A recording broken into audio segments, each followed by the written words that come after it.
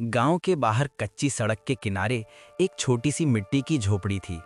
बरसात में उसकी छत टपकती और सर्दियों में ठंडी हवा भीतर तक आ जाती। इसी झोपड़ी में कमला अपने बेटे रवि के साथ रहती थी। कमला विधवा थी। उसके पति का देहांत कई साल पहले हो चुका था।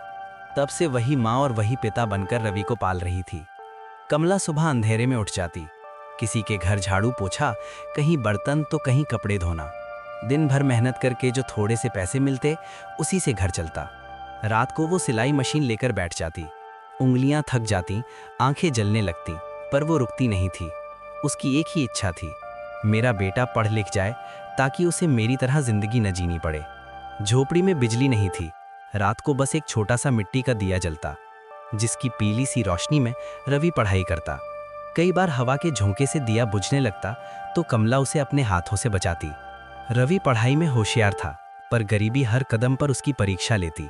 स्कूल की फीस, किताबें, कपड़े सब मुश्किल से जुटते। एक दिन मास्टर जी ने सबके सामने रवि को डांट दिया, जब फीस नहीं भर सकते तो स्कूल क्यों आते हो। रवि का सिर झुक गया। उस दिन घर आकर वो बहुत रोया।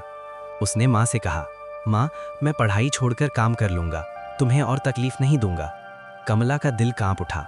उसने रवि को सीने से लगाया और कहा, नहीं बेटा, तू पढ़ेगा, ये गरीबी तेरी मंजिल नहीं है। अगले दिन कमला ने अपने गहनों में से आखिरी चांदी की चूड़ियां बेच दीं। उसी पैसे से रवि की फीस भरी और किताबें लाईं।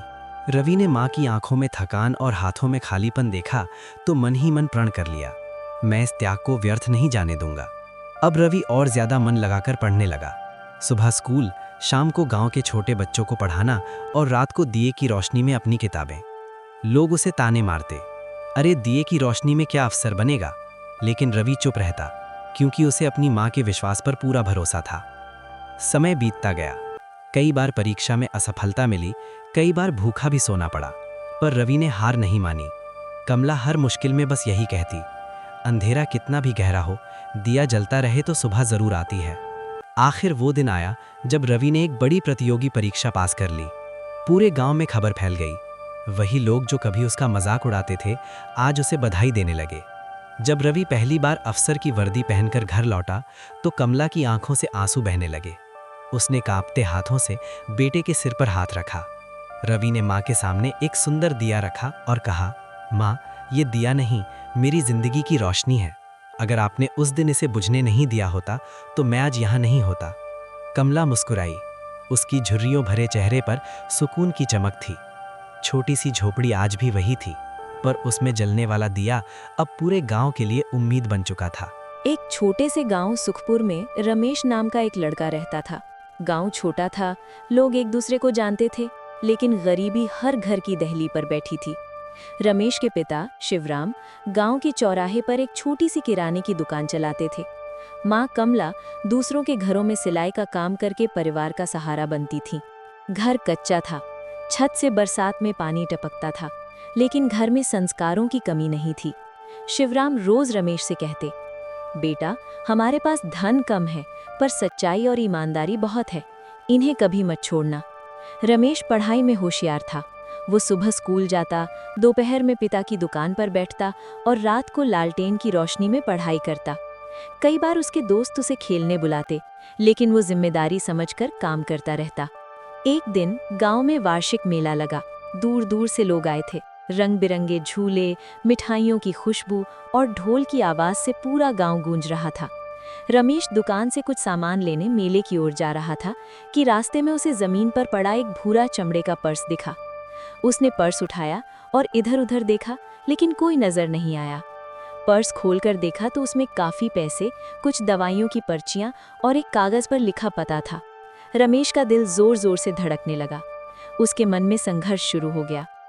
इन पैसों से माँ की दवाई आ सकती है, घर की छत ठीक हो सकती है, नई किताबें खरीदी जा सकती हैं।